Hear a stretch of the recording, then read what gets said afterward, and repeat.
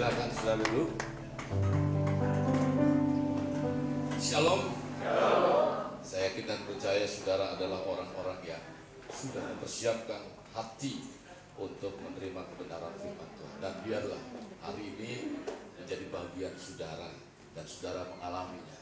Tentunya firman yang kita alami atau firman yang kita dengar bukan hanya sekedar apa yang kita tahu, tetapi kita punya pengalaman dalam kehidupan kita. Saudara-saudara yang kekasih dalam Tuhan, sepanjang bulan ini saya ingin mengajak saudara jemaat Tuhan untuk terus bertumbuh dalam iman kepada Tuhan. Hidup yang kita jalani ini adalah hidup yang harus mengalami, di mana iman yang kita miliki harus mengalami pertumbuhan. Nah, saudara-saudara yang kekasih, sebagaimana ciri dari sesuatu yang hidup, demikian juga iman kita yang hidup harus ditandai dengan pertumbuhan. Bukan sekedar, oh saya ini sudah sekian lama dalam mengiring Tuhan, tapi tanda-tanda kehidupan di dalam imannya masih belum terjadi. Nah, saudara, ini menjadi penting. Maka iman yang hidup ditandai dengan pertumbuhan. Adanya satu pertambahan. Paling tidak saudara semakin mengenal Tuhan, semakin rindu ingin baca firman Tuhan. Ini salah satu ngeceknya ya. Jadi kalau saudara tahu nggak pohon itu hidup atau enggak? Bagaimana caranya saudara tahu pohon itu hidup atau tidak? Tahu daunnya sudah mulai tumbuh tunas-tunas, terus ada mulai segar. Kalau mulai ranting-rantingnya agak mengering, berarti itu tandanya sudah mau mati. Di depan rumah saya ada pohon jambu yang dikasih oleh adik ipar saya. Nah, waktu lalu sudah mengalami rontok daun-daun. Waduh, ini mulai agak mati. Kering. Lalu saya kasih pupuk, saya kasih rabuk, saya siram. Nah, sekarang mulai tumbuh tunas-tunas baru. Nah, itu tanda pertumbuhan. Tanda pertumbuhan adanya pertambahan, pergerakan, pertambahan apa? Pertambahan tentang kerinduan kita, pertambahan rohani kita. Oh, dulu saya mengalami mudah tersinggung, sekarang enggak. Nah, berarti tandanya rohani saudara hidup. Tandanya rohani saudara tumbuh dalam kehidupan saudara. Nah, saudara-saudara yang kasih dalam Tuhan. Nah, untuk dapat mengalami itu butuh yang namanya makanan dan minuman sebagai apa? Nutrisi. Makanan rohani kita apa? Tuhan Yesus berkata apa? Ketika murid-muridnya ditanya, engkau sampai hari ini belum makan, tapi makananku adalah melakukan firman. Ketika murid-murid itu berkata, waktu dia bercakap-cakap di sumur Yakub.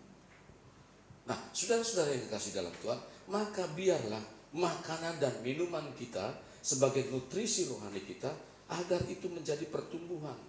Sebagaimana halnya tanaman, saudara, mengalami pertumbuhan secara perlahan. Pertumbuhan itu juga langsung segera jadi. Dari apa? Membangun rumah pun sama. Enggak langsung blek jadi, tapi mulai dari pondasi satu persatu, bata ditumbuk jadi satu. Dan apa yang terjadi sampai itu mengalami satu pertumbuhan yang di atas. Nah, pertumbuhan dihasilkan dengan perawatan yang baik tentunya. Perawatan yang baik agar apa? Agar memiliki akar yang kuat. Nah, kalau kita cuma hanya sekedar diam saja, lalu tanpa ada merabuk atau memberikan pupuk-pupuk rohani kita, itu nggak akan bertumbuh. Apa pupuknya? Makanya saya sudah sediakan supaya saudara mendengarkan renungan tiap hari pupuk itu, supaya rohani saudara agar terus bertumbuh dalam iman pada Tuhan. Bukan bertumbuh di tempat ini saja, tetapi iman kita di dalam Tuhan itu bertumbuh. Nah, saudara yang dikasih, jadi pohon itu tidak akan mudah ketika bertumbuh, tidak akan mudah digoyahkan. Nah, kalau ingat beberapa hari yang lalu, bagaimana Tuhan katakan, biarlah engkau seperti pohon korma yang tertanam seperti di pohon aras di Libanon. Kenapa disebutkan pohon korma? Pohon korma adalah pohon ketika ditanam. Waktu dia ditanam, dia harus ditindih dengan batu. Supaya apa? Supaya jangan cepat bertunas, melainkan agar berakar terlebih dahulu. Ketika berakar, semakin berakar mencari sumber nutrisi yang ada di dalam bawah tanah itu, dia baru mengalami pertumbuhan. Maka dari itu, pohon korma kuat menghadapi berbagai macam cuaca yang terjadi di padang gurun. Entahkah itu cuaca panas maupun cuaca dingin. Bahkan di padang gurun itu seringkali terjadi angin yang kencang. Nah, tujuannya bertumbuh adalah memperkuat akar, saudara, sehingga terjadi terpaan angin kencang, dia tidak mudah dirobohkan. Sebaliknya, saudara, dia akan memberikan satu manfaat ketika kita menanam pohon itu. Manfaat buat siapa? Bukan hanya buat diri si penanam itu, melainkan juga orang di sekitarnya. Jadi, mari bahwa hidup kita ketika kita bertumbuh, tetap bertumbuh, supaya kita bisa menjadi hal-hal atau dalam kehidupan kita bisa bermakna bagi diri kita sendiri maupun bagi orang-orang sekitar kita. Saudara, nah untuk dari itu kita mari baca di dalam kitab pasalnya, Kolose pasal 2 ayat 6 sampai dengan 7. Kolose 2 ayat 6 sampai 7.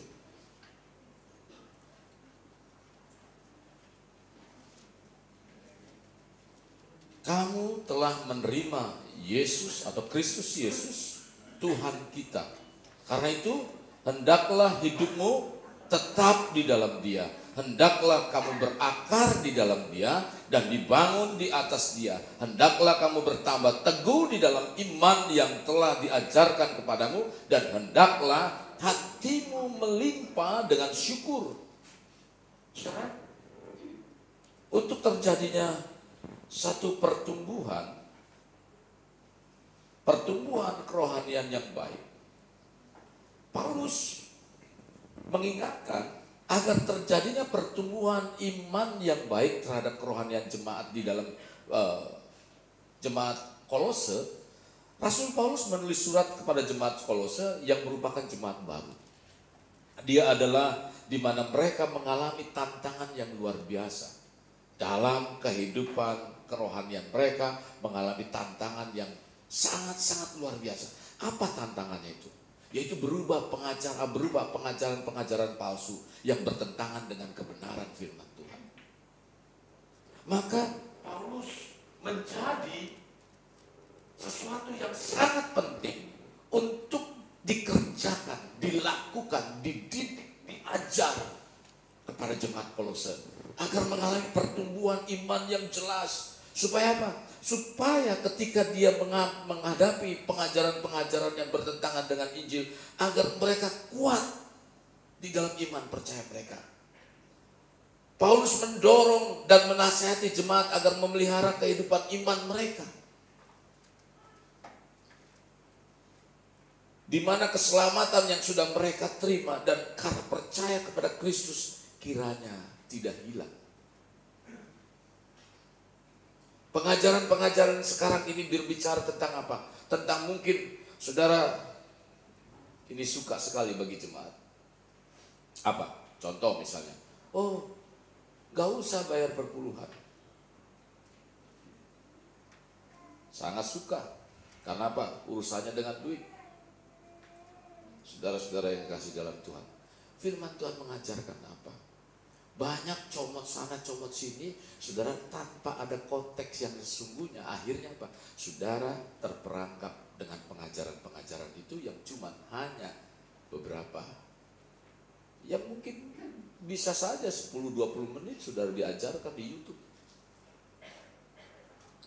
Ini masih pro dan kontra. Tetapi yang jelas, Tuhan tidak menghilangkan perjanjian lama. Tuhan menggenapi perjanjian lama. Kalau perjanjian lama, ada yang mengatakan perpuluhan adalah pelajaran atau perjanjian lama yang diajarkan. Lalu Yesus kalau begitu menggenapi apa? Kalau itu gak berlaku, Yesus gak mungkin menggenapinya. Nah, jadi konteksnya seperti itu, saudara ya. Banyak sekali orang cuma hanya terjebak dengan ajaran-ajaran begitu. Saya tidak berkata itu memang urusannya pribadi saudara. Tapi sayangnya, kalau seandainya saudara tidak berhati-hati dengan ajaran itu, bahkan ada lagi yang mengatakan tentang ajaran-ajaran yang lain, saudara. Maka dari itu saudara-saudaraku yang kasih dalam Tuhan, jangan sampai ajaran kebenaran firman Tuhan itu hilang kalau saudara tidak mau memperhatikan dengan baik. Sebaliknya saudara, kita harus mampu menjaga dan memelihara kebenaran itu. Nah, untuk itu Paulus berkata, sekali lagi ditegaskan di sini, kamu telah menerima Kristus Yesus Tuhan kita. Karena itu hendaklah hidupmu tetap di dalam Dia. Hendaklah kamu berakar di dalam Dia dan dibangun di dalam Dia. Apa yang disampaikan oleh Rasul Paulus adalah agar jemaat Kolose jangan cepat puas. Jadi berkaitan dengan ini apanya yang suka hilang-hilang suara ini? Berarti harus dilem biru, saudara. Dilempar ganti baru. Kalau saya taruh di sini suaranya sih mungkin oke, tapi saya nggak bisa bergerak kemana-mana, saudara. Saya harus begini terus. Oke. Nah, Paulus, saudara, mengajarkan agar apa? Sama juga, saudara.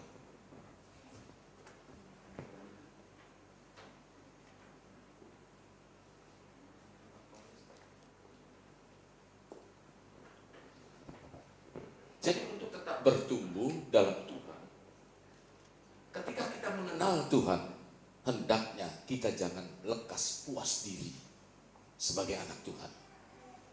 Hari ini, tema pertama untuk tahap bulan Oktober adalah jangan cepat puas diri. Jadi hanya sebagai orang Kristen saja, atau hanya kita sebagai orang yang telah menerima Yesus Kristus, kita sudah rasa puas. Karena ketika dihubungkan dengan hal-hal rohani, saudara, biasanya orang cepat puas itu begini ya. Ya kalau hal-hal rohani kadang-kadang cepat puas. Contoh, ya sudah cukuplah kebaktian seminggu sekali saja, gak usah ikut yang lain. Karena kan saya juga rajin ibadah seminggu sekali, gak pernah angkat.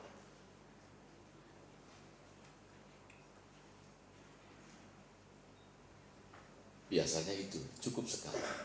Tapi kalau hal-hal yang menyangkut dengan keinginan dunia atau keinginan daging, contoh seperti itu, biasanya orang gak cepat puas. Ketika makan enak, cukup sekali makan itu enak. Oh, ngerasain misalnya steak yang enak, empuk, matang empuk, wah luar biasa. Gak keras, digigitnya gak nendang. Artinya kalau digigit gak nendang, digigit lu gak kenyal begitu. Kalau makannya nggak nendang bukan berarti makannya makannya belum kenyang berarti. Nah, biasanya hal-hal seperti itu selalu nggak puas nih. Tapi kenapa di dalam hal rohani seringkali cepat merasa puas diri? Nah, itulah sebabnya saya ingin berbicara, kalau saudara mau bertumbuh, jangan cepat puas diri. Nah, untuk tetap bertumbuh jangan cepat puas diri. Sifat alami, saya sudah katakan, sifat alami manusia memang tidak pernah puas akan hal-hal yang sudah didapatkan. Itu alami. Tapi beda tadi dengan kalau kerohanian, kenapa cepat puas, kepengennya cukup sudah, ngapain ikut ini, ikut itu, sudah, pokoknya itu aja. Nah, bila kita sebagai manusia yang tidak pernah puas diri dan tidak memiliki sikap bijak, nah ini kalau kita berbicara tadi, cepat puas, dan ini sebaliknya, kalau kita memang sebagai manusia tidak pernah puas diri dan tidak memiliki sikap bijak dalam menjalani kehidupan, maka kita akan menjadi orang yang serakah, orang yang tamak, orang yang apalagi kalau orang suka makan itu orang apa itu namanya? Rakus. Sebaliknya, saudara, perasaan puas, cepat puas pada suatu pencapaian dapat berdampak buruk. Dalam hal apa? Itu akan membuat kita enggan bergerak untuk mencapai sesuatu yang lebih. Jadi kalau kita merasa cepat puas, oh sudahlah, saya sudah cukup sampai di sini. Sebetulnya ada sisi positif dan negatifnya. Kalau saudara cepat puas, merasa itu cukup saya sampai di sini, akhirnya saudara enggan untuk berbuat lebih lagi dalam kehidupan saudara. Maka penting kalau kita ingin bertumbuh di dalam Tuhan, kita kepada Tuhan, saya katakan, jangan cepat puas diri. Saudara, kalau kita merasa apa yang kita raih pada saat ini sudah lebih dari cukup, kita enggan untuk bergerak mencoba hal yang lain. Percayalah, kalau saudara merasa sudah cukup, saudara enggan untuk berbuat yang lain. Yohanes pasal 9 ayat 4 mengatakan begini, saudara. Kita harus mengerjakan pekerjaan Dia yang mengutus aku selama masih siang. Akan datang malam di mana tidak ada seorang pun yang dapat bekerja. Artinya saudara, Yesus mengajak kepada semua anak-anak Tuhan. Masih aman kayaknya sih. Gak apa-apa. Paling nanti ada yang gigitin tangan saya. Artinya saudara, selama kita masih mempunyai kesempatan, masih ada waktu, jangan berhenti. Contoh saudara, biar sedikit-sedikit. Oh, anak-anak sudah sukses. Betul, anak-anak sudah sukses. Kalau bisa, ini saya syaratkan. Kalau bisa kita juga ada sedikitlah penghasilan. Anak-anak juga punya kebutuhannya sendiri-sendiri. Nanti kalau saudara bergantung sama anak,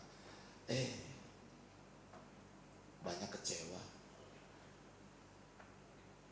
Kenapa? Karena mereka mungkin sedang punya kebutuhan, lalu kita lagi mohon, aduh belum bisa.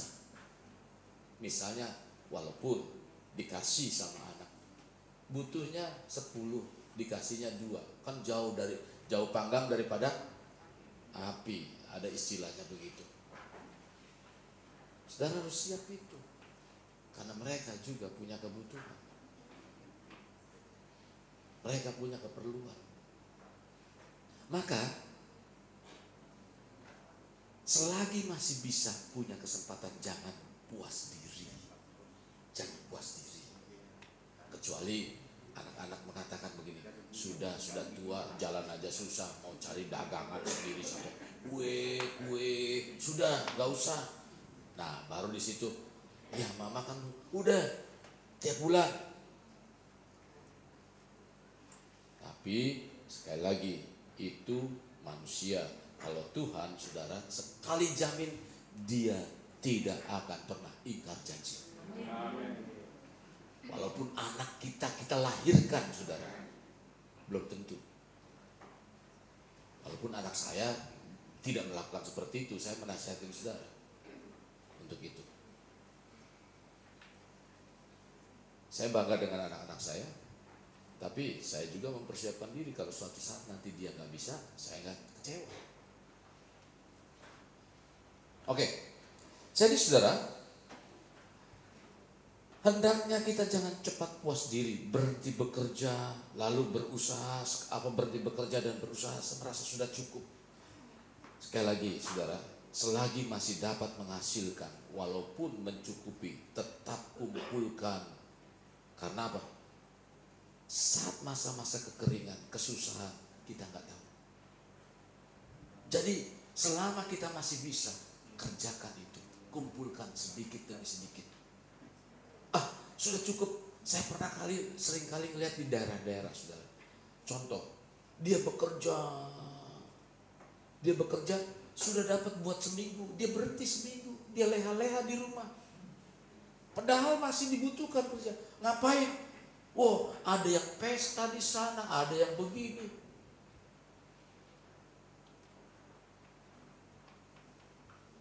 Beli cap kucing, beli cap tikus. Punya duit, dia gunakan untuk mabuk-mabuk. Gampang, besok bisa cari kerja lagi. Padahal kalau memang masih ada kesempatan untuk kumpulkan. Jangan betul kesusahan hari cukup untuk sehari, tetapi kalau memang itu masih ada kesempatan, kita kerjakan itu. Jangan cepat puas diri.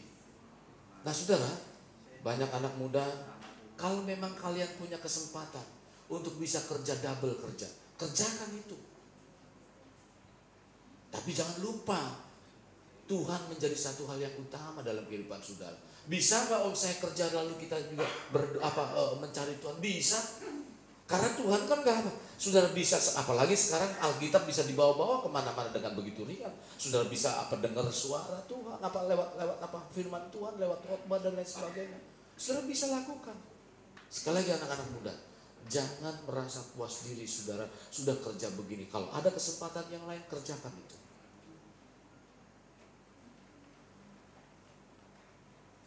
Jadi saudara, sesungguhnya bila hal itu terus terjadi dalam kehidupan kita, itu tandanya sebetulnya kalau kita sedang membawa itu, Tuhan sedang membawa menjadi saluran berkat.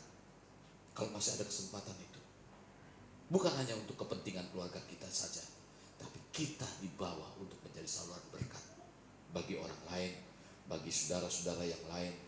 Nah, hal ini saudara semata-mata terjadi hendaknya dalam setiap hari, bila kita diberi kemampuan, sedapat mungkin kita terus berinovasi. Saya sedapat mungkin saya bisa menjadi orang yang bermanfaat bagi apa? Bagi gereja maupun bagi yang lain.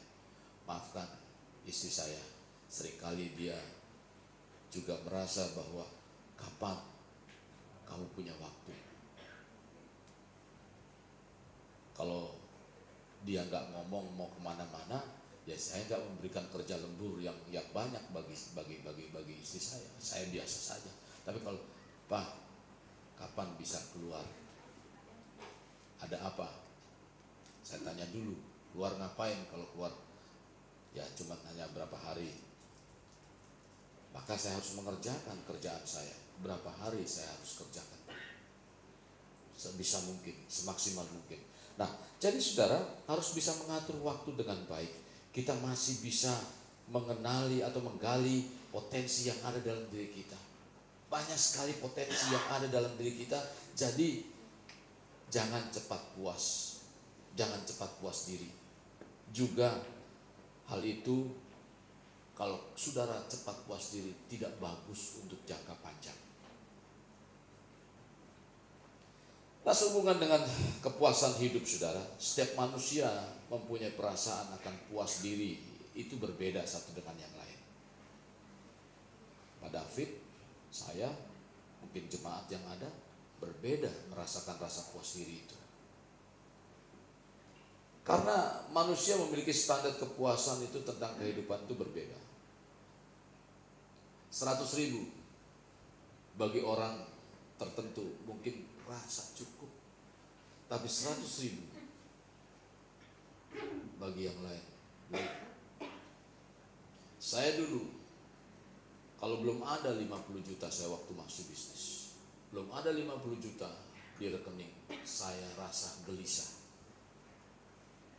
Waduh, gimana? Tapi ketika semakin dalam mengenal Tuhan, semakin berserah kepada Tuhan, saudara, saya tahu bahwa Tuhan sedang bekerja. Dan apa yang terjadi saat ini, mungkin pernah saya mengalami diri. Kalau masih muda biasanya ngeceknya apa saudara?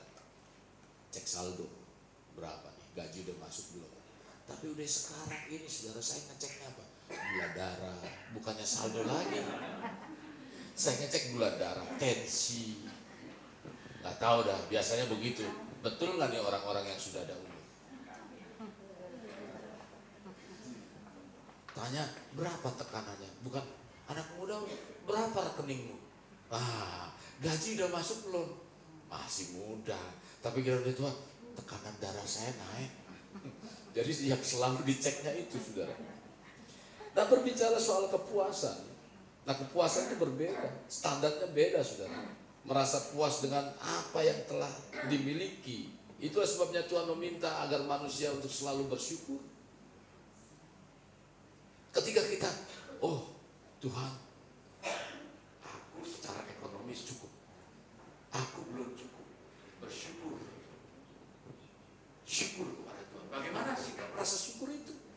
Justru Justru di balik rasa syukur itulah Tuhan bekerja lebih lagi dalam kehidupan kita. Ada kuasa ucapan syukur, saudara. Ada kuasa ucapan syukur. Karena itu manusia memiliki perasaan. Kenapa manusia selalu memiliki perasaan susah? Untuk puas dan selalu menginginkan lebih. Sesungguhnya, saudara, Tuhan taruh perasaan itu. Tuhan taruh perasaan itu. Bukan memberikan manusia hidup dipenuhi dengan sifat yang tamak. Bukan. Melainkan melalui perasaan itulah agar manusia dapat maju dan dapat mengembangkan potensi yang Tuhan taruh di dalam kehidupannya. Ketika saudara merasa begitu, Tuhan, apa ini kira-kira Tuhan?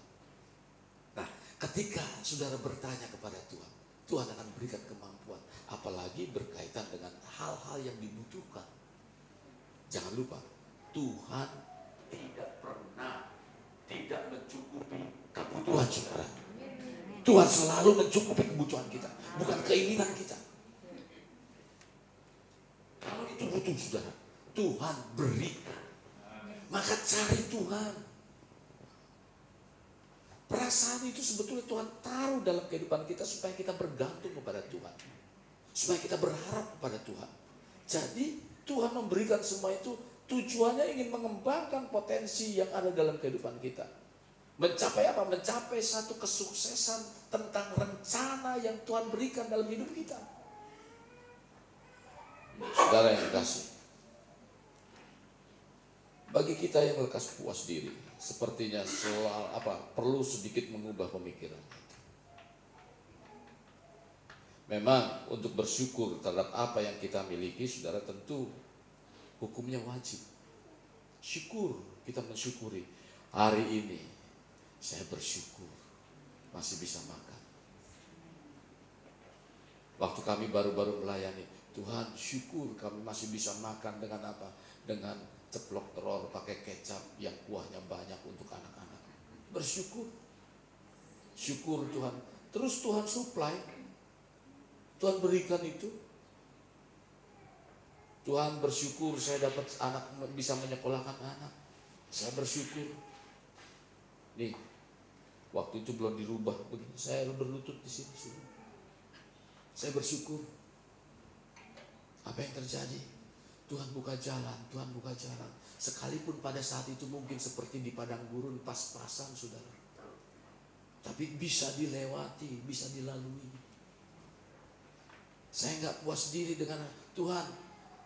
Ya sudahlah, saya kepingin apa? Mendidik anak-anak saya masuk sekolah yang agak baik, Tuhan. Saya bilang, Tuhan beri sekolah saya yang agak baik. Tuhan buka jalan. Selalu Tuhan buka jalan. Karena apa? Tuhan adalah pemilik kita. Jadi, mari anak-anak muda kita semua. Engkau masa depanmu masih jauh. Jangan gunakan banyak dengan kekuatan akal. Saya gunakan akal saya, saudara. Makanya, kenapa? Ini secara manusia, ini tempat ini makin lama makin gak cukup. Tapi saya gunakan akal saya. Tuhan duitnya aja belum ada. Saya ini gunakan akal saya. Kemarin saya ditegur dengan apa? Dengan teman saya. Jangan terlalu gunakan secara rasio. Maka anak muda, saya sudah melewati masa muda itu berapa belas tahun atau 20 tahunan lebih mungkin. 30 tahunan. Selalu menggunakan akal. Biarlah dan izinkan Tuhan bekerja dalam kehidupanmu. Maka engkau akan melalui kehidupanmu dari kebaikan yang satu menuju kebaikan yang lain. Demikian juga kita sebagai anak-anak Tuhan yang masih ada saat ini bersyukur. Bersyukur terhadap apa yang kita miliki. Itu hukumnya wajib. Bukan berarti kita hanya diam di tempat dan tidak melakukan apa-apa. Atau cepat puas perasaan saudara. Jangan. Bila kita ingin melingkupi kehidupan kita dengan hal yang baik, maka hal itu harus kita bisa mengembangkan diri kita. Pertanyaannya, mengapa kita jangan cepat puas diri? Karena Tuhan ingin mengembangkan potensi yang ada dalam kehidupan kita. Tuhan ingin mengembangkan potensi yang ada dalam kehidupan kita. Salah satu kebutuhan dari seorang manusia adalah kepuasan. Betul? Kepuasan dan dapat dirasakan bila apa? Bila telah melakukan pencapaian itu. Jadi contoh misalnya, oh saya sudah punya keinginan, oh sudah sampai sana. Oh saya rasanya puas. Apalagi kalau diidam-idamkan. Ini, aduh saya dari kecil kepengen melihat pulau Samosir. Nah, biar apa? Biar, kan ada Samosir. Samosir itu lain. Samosir itu kan yang bisa jalan. Ini Samosir yang gak bisa jalan. Biar naik bis, biar naik apa, ada kemampuan di situ. Oh, puas. Karena apa? Saya dari kecil kepengen makan apa? Oh, pengen makan buah itu. Waktu itu saya ingat buah boni di mana, cari buah boni kemana buah boni? Sudah nggak tahu buah boni itu buah apa. Ketemu rasanya puas. Itulah manusia. Seorang manusia biasanya salah satu kebutuhan diri seorang manusia adalah kepuasan diri. Kepuasan diri dirasakan bila kita telah melakukan pencapaiannya itu atau prestasi itu. Seorang perlu merasakan yakin bahwa ia telah mampu melakukan sesuatu dan bernilai bagi dirinya. Bahkan pencapaian prestasi hidup yang telah ia lakukan terkadang juga muncul untuk apa? Untuk agar mendapatkan pengakuan dari orang lain. Orang lain, wah dia seperti itu, rasanya puas. Benar dia begini. Hati-hati, jangan terjebak dengan itu. Kepuasan diri karena disanjung oleh orang, hati-hati. Kepuasan supaya manusia Tuhan taruh dalam kehidupan itu, supaya nggak puas itu agar kita mengembangkan potensi dalam diri kita. Bukan ingin saudara lihat nih siapa gua nih, gua nih begini, gua itu. Jangan.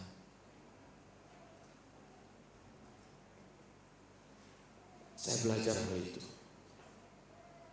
Saya ingin berusaha untuk bekerja sebaik mungkin di dalam organisasi. Saya ingin berusaha. Saya bukan ingin dilihat. Siapa saya? Pendidikan saya tidak baik. Mungkin ada orang-orang yang lebih. Tapi saya ingin melakukan apa yang saya bisa kerjakan. Potensi yang ada dalam diri saya ingin kembangkan. Nah, jadi saudara-saudara yang dikasih dalam Tuhan, itulah sebabnya ketika Tuhan taruh itu permasalahan baru yang muncul dalam kehidupan kita untuk mencapai prestasi itu, maka ketika kita sampai di sana jangan cepat puas diri, saudara. Dalam hal ini bukan berarti kita mengajak atau mengajar saudara. Saya ingin mengajarkan kepada saudara untuk apa? Tidak selalu atau selalu merasa kurang, bukan. Jangan cepat puas diri bukan berarti saya ingin mengajarkan saudara, oh kurang, bukan. Tapi saya ingin mengajak saudara agar kemampuan yang ada di dalam diri saudara dikembangkan. Ya.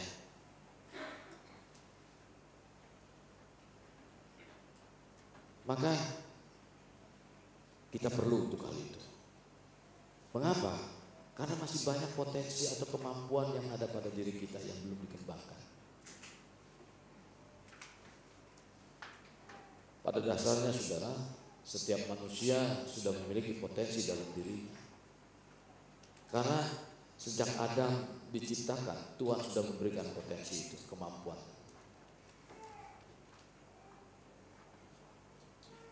Kejadian 1 ayat 26 berkata, berfirmanlah Allah, baiklah kita menjadikan manusia menurut gambar dan rupa kita, supaya mereka berkuasa atas ikan-ikan di laut dan burung-burung di udara dan atas ternak dan atas burung atas seluruh bumi dan atas segala binatang melata yang rayap di bumi. Tuhan menciptakan kita bergambar dan rupa Tuhan. Berarti di dalam diri kita ada kemampuan yang dahsyat yang Tuhan tahu. Karena kita diciptakan menurut gambar dan rupa Tuhan. Bisa memilah mana yang tidak baik, bisa memilah mana yang baik. Sebetulnya ada dalam kehidupan kita.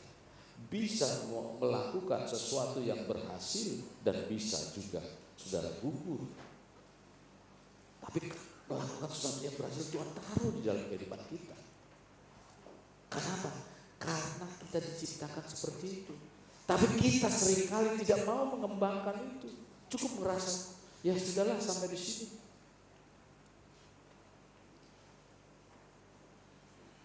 Dalam Yeremia pasal yang ke-1 ayat 5 mengatakan begini. Yeremia 1 ayat 5. Sebelum aku membentuk engkau dalam rahim ibumu, aku telah apa? Aku telah mengenal engkau. Dan sebelum engkau keluar dari kandungan, aku telah menguduskan engkau. Aku telah menetapkan engkau menjadi nabi bagi bangsa-bangsa. Artinya saudara, dalam kandungan kita waktu masih ada dalam kandungan, Tuhan sudah membentuk kita kemana Tuhan akan rencanakan kehidupan kita. Tapi kan kita nggak tahu. Maka kalau kita nggak tahu, mari kita cari tahu. Bagaimana caranya mencari tahu?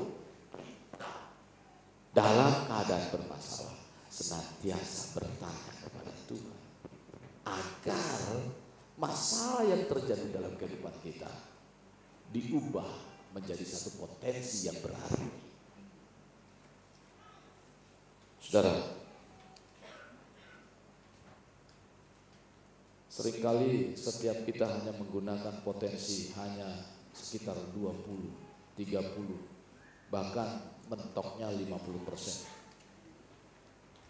Ini yang membuat sulit terjadinya perkembangan potensi yang dimiliki. Tuhan Yesus memiliki potensi yang besar dalam hidup kita, yang mampu mengubahkan itu dalam kehidupan kita.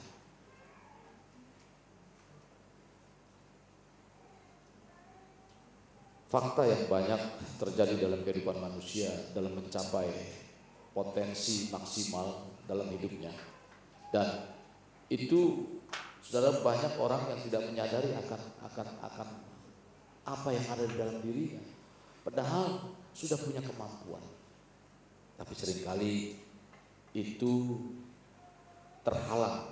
Nah, untuk mengembangkan potensi dalam kehidupan kita tidaklah berarti langsung menembus apa yang ada dalam kehidupan kita, melainkan kita harus melakukan hal-hal besar atau hal yang luar dari kemampuan kita. Kadang-kadang itu harus kita lakukan. Kalau orang bilang mesti kita di tubuh kita lentur, bisa apa? Tapi kalau kita nggak bisa menggerakkan, saudara, sulit. Perlu terbiasa. Pak Andi umur 58. Kalau untuk berputar begini pasti ada batas tertentu. Kalau bisa Pak? Sampai sesuatu. Saya pernah lakukan. Saudara mengerti? Pak Andi ke depan. Iya, supaya dilihat video lah. Ini kakinya, ya, kakinya. Tuh, liatin ini, terus liatin terus bergerak ke belakang. Ini bergerak diam, kakinya lurus begini, lurus. Ya, lihat terus bergerak, terus bergerak, iya terus. Terus sampai belakang. Kakinya lurus. Lagi. Terus. Ya. Terus. Nah, tadi masih bisa loh. Coba lagi. Tadi di sini ya. Tadi di sini.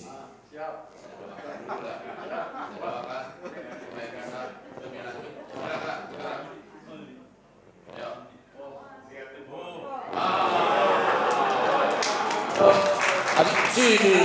Wah, terima kasih. Silakan. Potensi, ditanya potensi. Kenapa bisa? Harus bisa. Saudara pernah lihat? Ada orang-orang yang apa? Ada orang-orang yang karena dia bilang ya, jangan coba-coba saudara untuk melakukan begini, tangannya begini. Patah bisa. Mereka bisa lakukan itu karena sudah latihan mengembangkan yang ada di dalam hidup. Jadi sebetulnya itu ada dalam kehidupan kita. Tapi kenapa kemampuan yang besar itu tidak muncul? Karena kita tidak melatih. Menghadapi berbagai macam persoalan dalam kehidupan saudara. Karena saudara cepat gagal, saudara belum mau terus mengembang. Jangan menyerah. Jangan menyerah. Hidup itu harus kita jalani. Gak boleh nyerah. Sakit. Saya dibilang sakit. Waduh, gak ada obatnya lagi. Betul, saya sakit. Tapi saya gak mau menyerah. Makanya orang bilang, kamu sakit ini gak boleh makan ini bang. Saya makan aja. Tapi saya punya ukuran yang ada di dalam diri saya. Ukurannya selalu ada.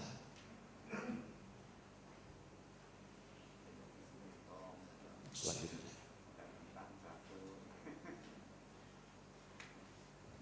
Jangan cepat puas diri, kenapa? Karena penting kita tidak mau puas diri. Menjadi hal yang penting tidak puas diri karena apa? Karena pentingnya menyatukan kehidupan dengan Tuhan. Kalau kita menyatukan kehidupan kita dengan Tuhan, Tuhan yang tidak terbatas itu kita akan dibawa untuk terus mengerti apa yang menjadi kehendak Tuhan dalam kehidupan kita. Jadi nggak terbatas itu. Jadi orang-orang yang tidak menyatukan Kristus atau menyatukan Tuhan dalam kehidupannya, dalam setiap segi kehidupannya, adalah orang-orang yang memiliki kepribadian ganda. Waduh, kalau orang yang tidak mau menyatukan diri dengan Tuhan, orang yang memiliki kepribadian ganda. Dari satu sisi maksudnya begini saudara, kelihatannya rohani, tapi di sisi lain kelihatannya duniawi. Karena apa? Karena hidupnya gak menyatukan diri dengan Tuhan. Satu sisi berbicara rohani, satu sisi berbicara. Nah, apa pengertiannya? Tentunya siapapun orangnya bisa sikap hidup demikian tidak akan disukai kalau kita punya begitu. Tuhan tidak menghendaki itu, saudara. Kita serius dengan Tuhan, serius. Bukan berarti kita meninggalkan dunia, bukan. Tapi cara hidup kita loh. Kalau kita benar-benar hidup di dalam Tuhan, saudara nggak akan betah cara-cara pola dunia. Contoh, ya, saudara tahu kebenaran. Pak David bisa tahu kebenaran, karena dia adalah hamba Tuhan. Kita nggak mungkin Pak David pakai pakaiannya yang begini.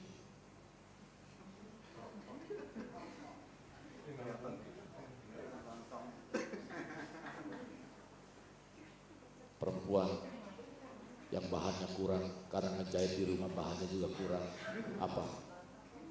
Bodongnya kelihatan, terus keleknya melompong. Caranya nggak suka, kenapa? Karena bukan cara kita. Wajar saudara nggak suka pakaian yang begitu. Jangan dibilang istri saudara seperti itu, saudara kepengen. Aduh, kamu nih nggak tahu modis. Lah, nanti kalau mau yang seksi-seksi di rumah aja, jangan dipamerin di luar. Iya, biar suami saudara yang menikmati untuk melihat itu. Jangan orang lain yang melotot semua. Umur 58 pakai pakaian yang strip begitu, yang seksi begitu. Siapa yang mau melihat?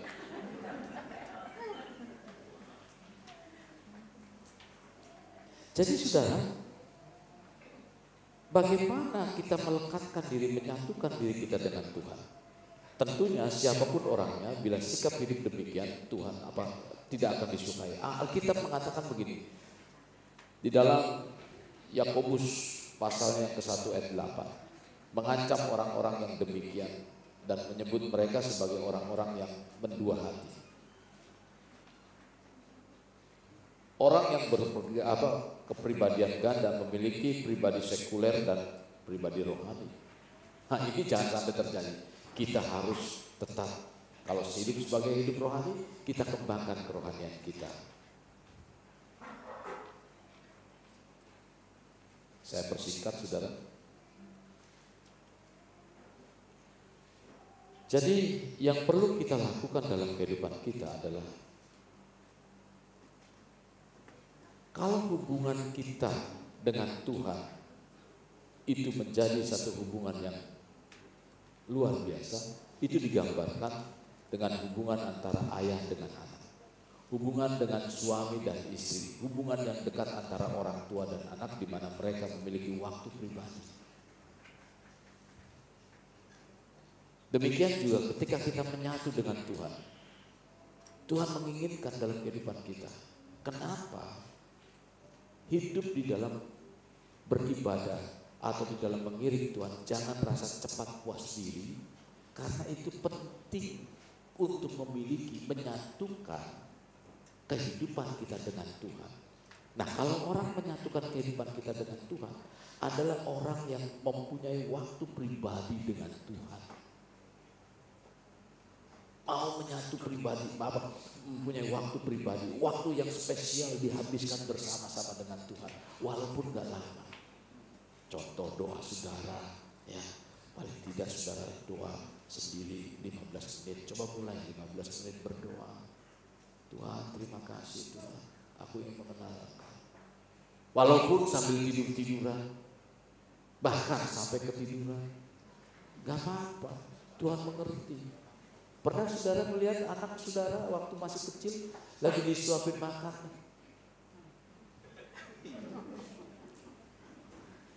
Kan saudara tetap juga perhatikan anak itu. Nak makan.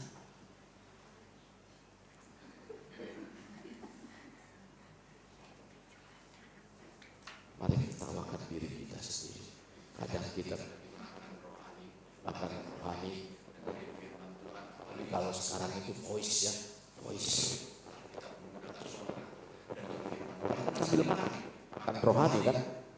Wah.